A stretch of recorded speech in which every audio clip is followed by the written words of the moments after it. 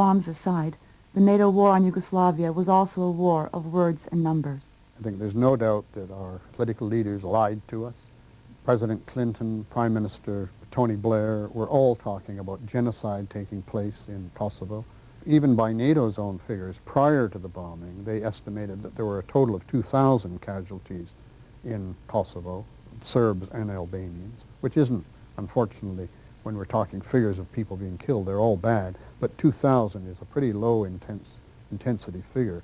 The exaggeration of the figures continued during the war as a justification for the bombing. We had a soccer stadium story right at the end of March, about the 30th or 31st. It was alleged that 100,000 Albanian men were already missing and that they'd been jammed by the thousands into the soccer stadium at Pristina, and a variation of the story reported over 5,000 in another soccer stadium in Peć. An Agence France-Presse reporter who managed to stay in Yugoslavia actually went the following day to the Pristina soccer stadium, found the infield grass in perfect condition, found the lone caretaker there who confirmed, of course, the place had been empty since before the bombing began.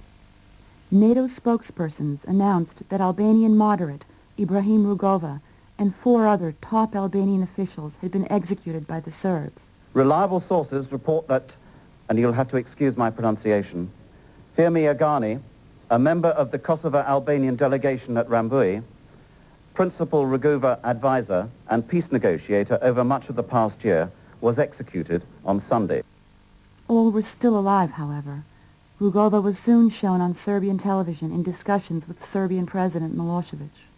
The Western public were told that we were bombing in the name of humanity, that we had to stop genocide.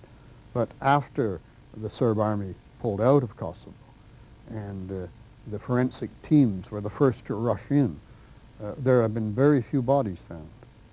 We'll never know how many people were killed, but the figures that NATO announced were highly exaggerated.